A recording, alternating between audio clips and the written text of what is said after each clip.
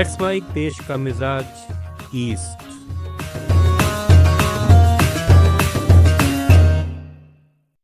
ये है let's mike more than radio और आप सुन रहे हैं पूर्वी भारत की खबरें। बिहार में आज मुख्यमंत्री सम्राट चौधरी सरकार का पहला कैबिनेट विस्तार किया गया। पटना के ऐतिहासिक गांधी मैदान में आयोजित शपथ ग्रहण समारोह में 32 नए मंत्रियों को पद और गोपनीयता की शपथ दिलाई गई। समारोह में प्रधानमंत्री नरेंद्र मोदी, गृह मंत्री अमित शाह, भाजपा अध्यक्ष नितिन नवीन और पूर्व मुख्यमंत्री नीतीश कुमार की मौजूदगी थी। राज्यपाल सैयद अता हसनैन ने सभी मंत्रियों को शपथ दिलाई। इस विस्तार में सबसे ज्यादा चर्चा जदयू नेता निशांत कुमार को मंत्री बनाए जाने की हो रही है। पूर्व मुख्यमंत्री नीतीश कुमार के बेटे निशांत कुमार की है राजनीति में बड़ी और औपचारिक एंट्री मानी जा रही है। निशांत को सीधे कैबिनेट में शामिल करके जदयू ने साफ संकेत दिया है कि वह नई पीढ़ी के नेतृत्व को आगे बढ़ाने की रणनीति पर काम कर रही है। पश्चिम बंगाल में नवनिर्वाचित भाजपा सरकार का शपथ ग्रहण समारोह शनिवार को कोलकाता के ब्रिगेड परेड ग्राउंड में रविंद्र जयंती के अवसर पर होगा।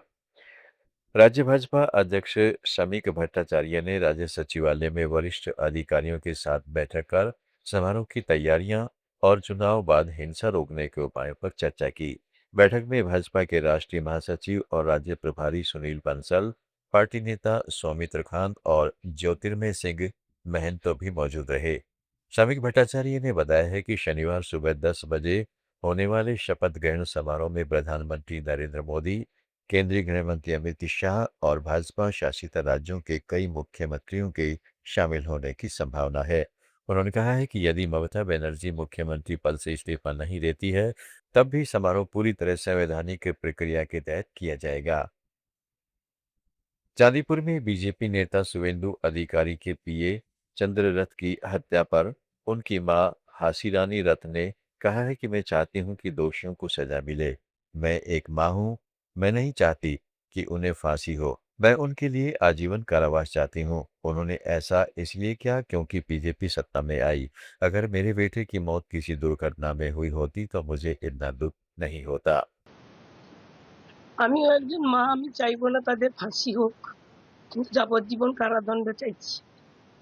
আর চাইছি যে আমরা ভারতীয় জনতা পার্টি করি বলে আমরা আজকে ক্ষমতায় আসার জন্য दूसरी ओर शुभेंदु अधिकारी के पीए की हत्या पर टीएमसी सांसद कीर्ति आजाद ने कहा है कि खबरों के मुताबिक टीएमसी के आधे दर्जन से ज्यादा कार्यकर्ताओं की हत्या कर दी गई है। सार्वजनिक मंचों से खुलेआम नफरत फैलाई जा रही है। आप खुद भाजपा नेताओं के भाषण सुन सकते हैं। हालात बेकाबू हो गए हैं। तृणमूल कार्यकर्ताओं पर हमले हो रहे हैं।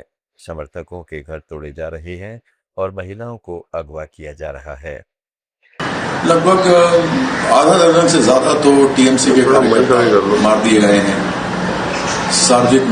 सार्वजनिक मंचों से नफरत की आग फैलाई जा रही है। आप देख लीजिए बीजेपी के नेताओं के, मैं तो आपको स्पीच सुना सकता हूं। तो परिस्थिति तो बेकाबू हो चुकी है। समाजवादी पार्टी के सुप्रीमो अखिलेश यादव आज टीएमसी प्रमुख ममता बनर्जी से मिलने के लिए कोलकाता पहुंचे।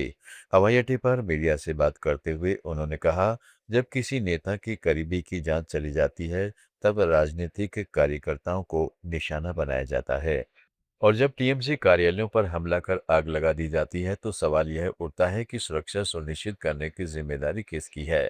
चुनाव आयोग और केंद्रीय गृह मंत्रालय ने दावा किया था कि बंगाल में लाखों केंद्रीय सुरक्षाकर्मी तैनात किए गए हैं। एक समानांतर सुरक्षा ढांचा तैयार किया गया था। उसके बावजूद हिंसा क्यों भड़की हुई है?